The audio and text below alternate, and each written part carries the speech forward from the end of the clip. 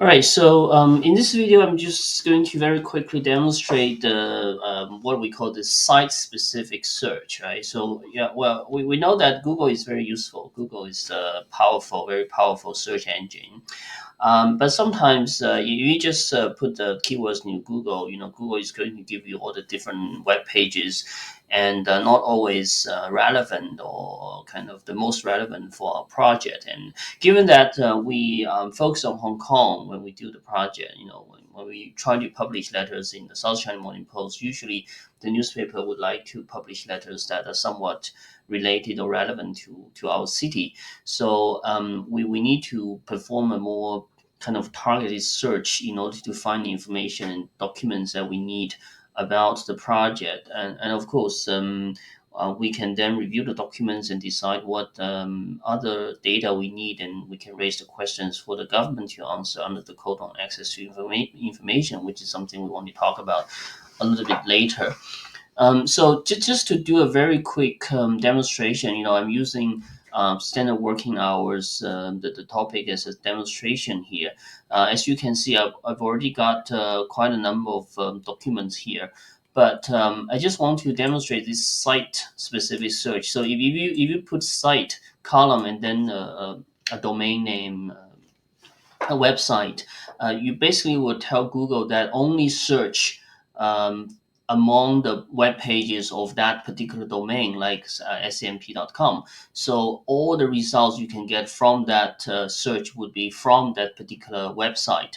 Like what I'm doing here is, as you can see in Google, standard working hours, and then there should be a space here.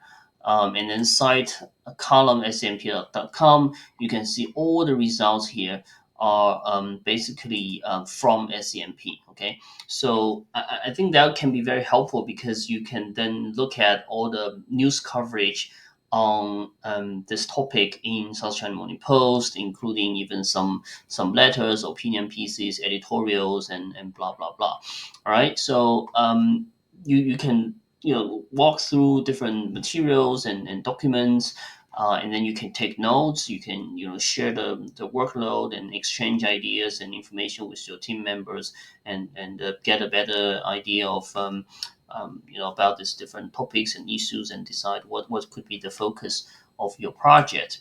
And then similarly, if you just specify the website of Legislative Council, that would give you all the documents from the Legislative Council.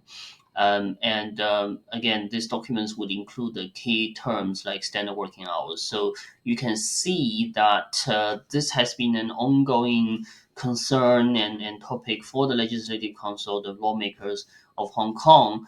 And again, so walk through all the documents here and focus on those that you find more relevant, which you should be able to then, again, get more knowledge about this topic, and hopefully you will be able to identify some specific issues to further work on. Right, and you can also look at gov.hk. That would be, even a broader search among different bureaus and departments. So if you search for that, standard working hours, again, there will be like from the Labor Department, and there's from the information page, again, Labor Department, Legislative Council as well. Yeah, and then there's the census and the statistics department, and so on and so forth. So hopefully through the site-specific search, you will be able to identify more relevant documents. And once you find those documents, then what you can do is to put the links in the project documents when you're collaborating with some other team members, and you can start taking some notes and write a few words, summarize the documents, and explain how that document could be to some extent relevant to your project, and decide whether what to do with that, what information and how this information could be useful for you to move forward with the project. Okay, yeah. So and when you write about this, in your reflective learning journal, you want to probably refer to some of the examples of how you use Google search engine in a more general way versus site specific search, and what documents you have found and how you handle and deal with these different documents in order to um, to work on a project and identify the issues or topics that you want to work on, and also the questions you want to ask the government, after you take into consideration of all the available information, right?